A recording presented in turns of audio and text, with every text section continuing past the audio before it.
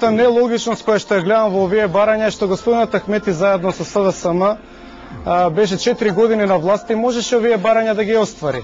Односно можеа да донесат закон. Значи, да не одиме во логички расправи дали е тој закон потребен или не потребен, бидејќи не можеме да одговориме, затоа што некои историчарите ги замолчува постојано да ја дефинираат ситуацијата од 2001. Да видиме зошто тој закон не беше донесен до сега и зошто се користи во кампањата, односно во ослабувањето на институциите на државата. Ви благодарам на 60 секунди. Господине Јани Макредули. Добре, јас кој ќе дојдам дома ќе морам да проверам, можда сме пред 5 јули, јас се уште мислам дека СДСМ е на власт, ќе треба да проверам добро. Добро, кога реков јас навијам за Македонија, кога некој пак свирил и не очекував сега да ми аплодира.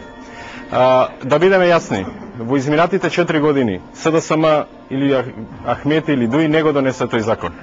Овие барања што сега ги кажувате вие, мислам дека во изминатата недела ги инициираше ДПА, ама тоа се одвејствува на првата тема каде што СДСМ беше изолиран и му дават еден непристоен дух на емисијата за жал. Ние не го донесовме тој закон. Ние не сме на власт, сега ќе видиме владата што ќе направи. Инаку во 2001 година, ако се враќаме, кој бил победник, кој бил поразен, ништо не можеме добро да донесеме на Македонија.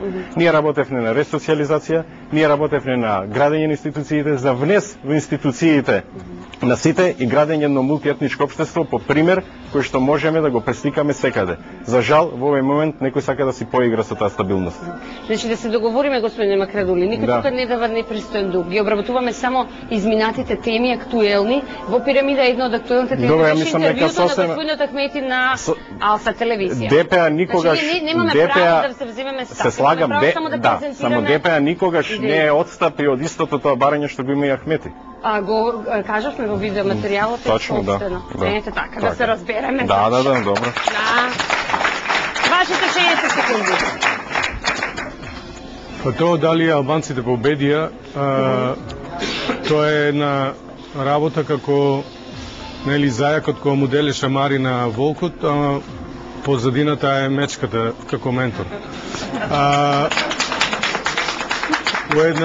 По една политичка констелација на светските сили каде што имаше антиславјанска политика и каде што Америка беше и се уште до некаде грбот на албанците и на нивното понашање во овој некој краток историски момент, тие можат да се рачунат како победници. Меѓутоа, албанскиот фактор и албанскиот народ мора да мисли и за наредните 20, 30, 50 години.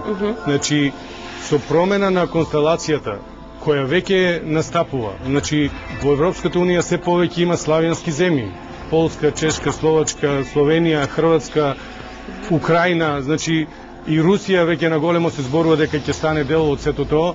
Може би ќе се изменат и во многу скоро време и констелациите во Европа, така да зад нас стои еден голем народ и тие не смеат да не направат нас да видиме стратешки непријатели. Добро, значи мора да го внимава тој